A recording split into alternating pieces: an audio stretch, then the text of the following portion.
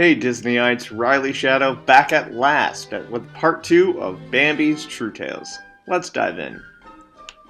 So Bambi grows up with a new pair of antlers. In the story, he's raised by another doe, not his father like the film implies.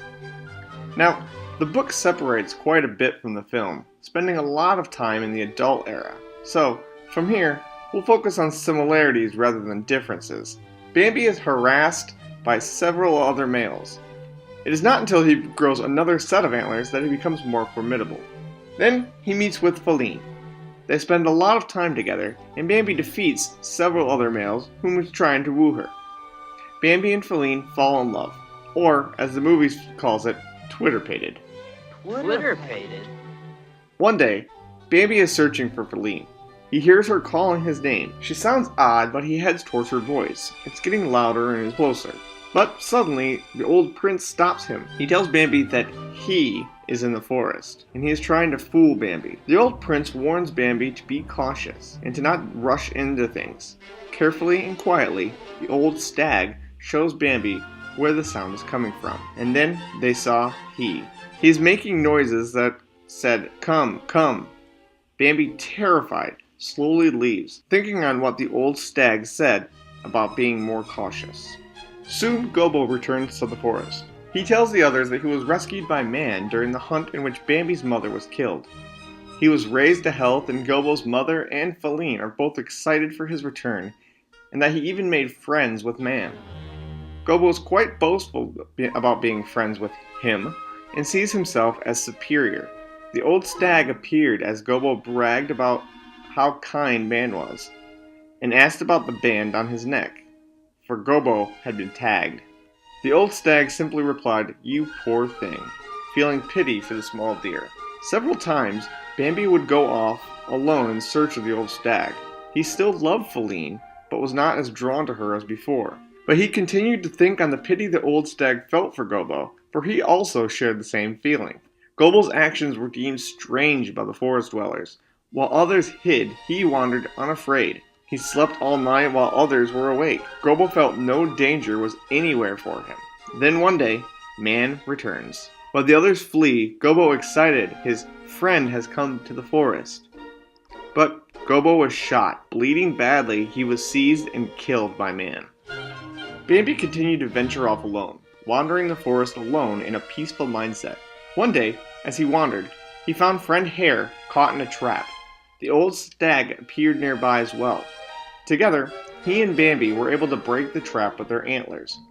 The old stag reminds Bambi to live cautiously and leaves him alone again. Then one day, as Bambi is off alone again, he hears the sound of thunder and feels a sharp pain that makes him stumble and fall. He was ready to give up due to the pain when the old stag appeared yet again.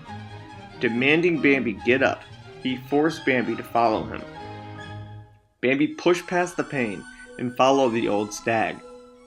They went far into the forest. The stag had Bambi eat a bit to keep his strength up. They ventured to a place in the forest that Bambi had never been, finally reaching a hollow tree in which Bambi finally lay down. After days, he soon gained his strength back.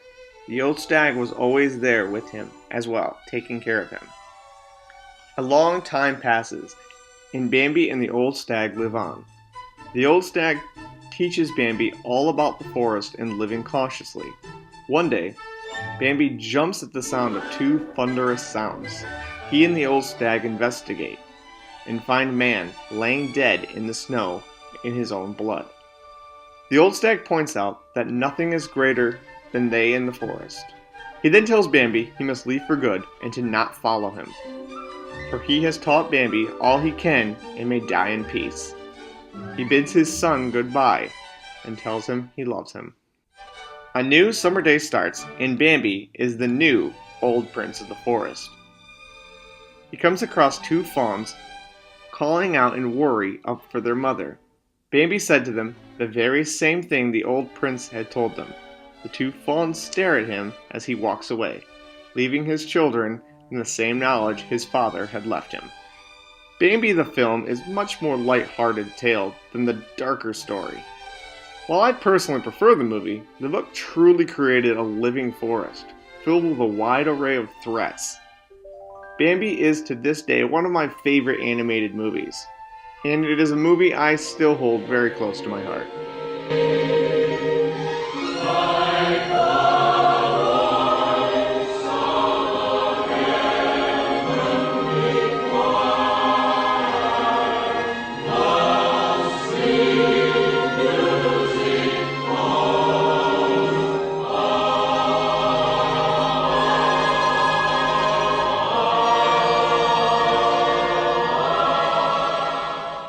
There you go, Disneyites. Bambi's True Tales.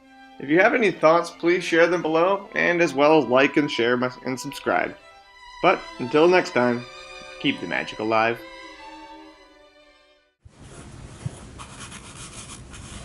Oh boy!